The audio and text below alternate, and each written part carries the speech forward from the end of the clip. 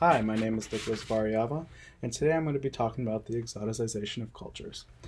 The opportunity to learn about other cultures and people who live in them has grown exponentially in the past years and decades, and has become a core aspect of our education. As we've learned in intercultural communications, understanding how cultures work can lead to the possibility of interactions being more fruitful than anticipated.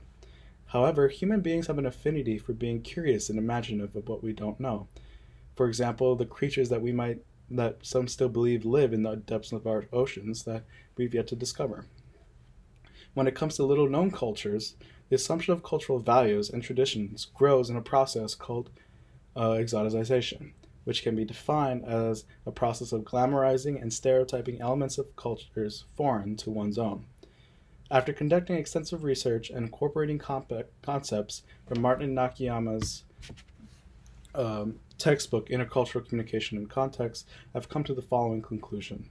The exoticization of cultures is seen in many instances and is exemplified in the 1984 movie Indiana Jones and the Temple of Doom when it comes to Indian culture. Portrayals in movies and media that falsely represent cultural norms lead to poor interactions, and in some cases even negative ones. As such, these assumptions have profound societal and cultural effects. When it comes to intercultural communication, an even playing field has to exist between parties. Unless one is in dire need of help, no individual or group wants to be pitied or colonized by another party that assumes that they're better off. Exoticization comes in many forms, and both in the past and in the present, and can be compared to the representations of the Thuggee group in the Indiana Jones movie. These assumptions made about cultures do have an impact on their society, and their cultures as well. To begin, let's talk about how exoticization is represented. As history has shown the world, exoticization has led to imperialism by Europeans. This image of an unknown world being savage and primitive, and in one of need of saving, was always common. Even during the American expansion west and into the Pacific and in South America, Native Americans were seen as savage and in need of quote-unquote saving. In the modern world, media plays a huge role in how people view other cultures, both at home and other regions in the world. And with how accessible media is, it plays a huge role in how kids develop. To support this, I refer to Rhonda Elba's article from the Journal of Social Studies in 2015, in which when she talks about media, representational media, she writes, quote, "For young, impressionable minds, these representations can foster ignorance, misunderstandings, and hatred." Now, what adds to the one of the main sources of media are movies. What adds to the dramatization, especially in action and adventure movies, is the unknown factor, the fear factor that comes with it. An example of a movie like this is the 1984 film Indiana Jones and the Temple of Doom, where Indiana Jones is caught up in an adventure in northern India and must face the evil cult known as the Thuggee. Now, there are some general representations of Indian culture that are just not true. For example, eating monkey brains and having live snake infants fresh out of a mother snake's womb. However, the portrayals of the Thuggee group are the subject of discussion here.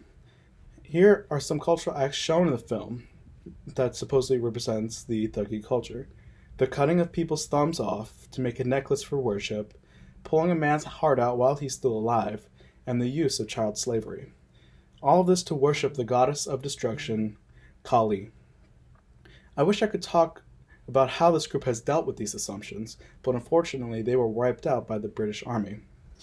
Now, this can be supported in Alexander Lyon McAfee's article in the journal Rethinking History, published in 2008, in which he says, quote, that is to say, the product of a deep-seated European inclination to make the ontological and the epistemological distinction between the Occident, or the Europe and the West, and the Orient and the East, which led Europeans, or otherwise known as Westerners, to characterize the Oriental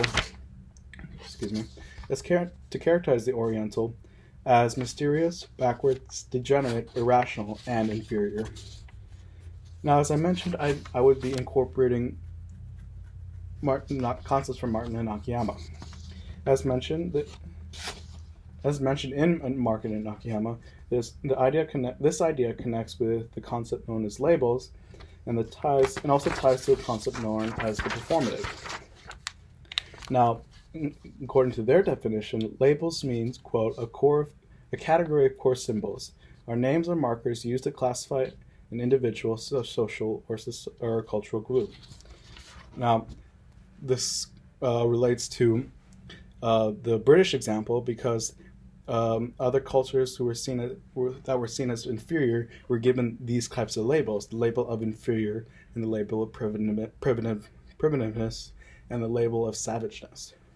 The other concept, performative, is defined as acting or presenting oneself in a specific way as to accomplish some goal. And this leads into our next topic, in which how these assumptions affect cultures and societies today. Now, part of the exoticization is the idealization of cultures and the need to fulfill these idealizations. As I mentioned in my last speech, for the subjected peoples, their traditions, customs, and values slowly become a rubric of sorts for the authenticity grade that is their culture. However, to counter this argument, as stated in Martin Nakayama, some cultural patterns are dynamic and change over time, and while others do choose to remain static, they do not choose to fulfill these idealizations. Now, this can be seen in Dimitrios Theodosopoulos' article in the Journal of Royal Anthropological Institute, where the Embryo culture has adapted in a way to surviving or to make money by selling their culture. So this is where the performative aspect comes in, where they perform to be what people think they are in order to make money or to benefit off tourism. Now, this can, by extension, lead to tension between cultural groups. This is seen in how the British population viewed Indian cultural groups, seeing certain acts of the culture as a form of barbarism, which was common during the colonial period, and today is mainly taken as a form of prejudice. Now, this is supported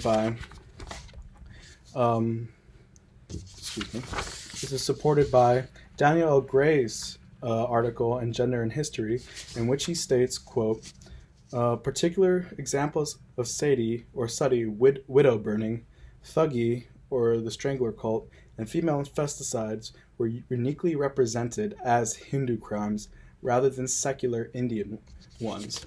In other words, these crimes were related to sub-Indian groups such as the thuggee, and not really related to isolated incidents. I just realized that now I am out of time, so I'll just go right to my conclusion. In conclusion, in the modern world, the media plays a huge role in how people view other cultures, both at home and in other regions of the world. While it can be argued that exoticization preserves the cultural traditions of a group, there is a difference between meeting expectations and proving them wrong. The exoticization of cultures is seen in many instances and is exemplified in the 1984 movie Indiana Jones and the Temple of Doom, especially when it comes to Indian culture. Portrayals in movies and media that falsely represent cultural norms can lead to poor intercultural interactions, and in some cases negative ones, as seen by the British garnering enough support to wiping out the thuggee group. I'll end with the same quote that I ended it with in my last speech. Travel is fatal to prejudice, bigotry, and narrow-mindedness, and many of our people need it sorely on this account. Mark Twain. And this, I feel, is the best way to combat exoticization, especially in the media, by traveling and seeing these groups for yourself. Thank you.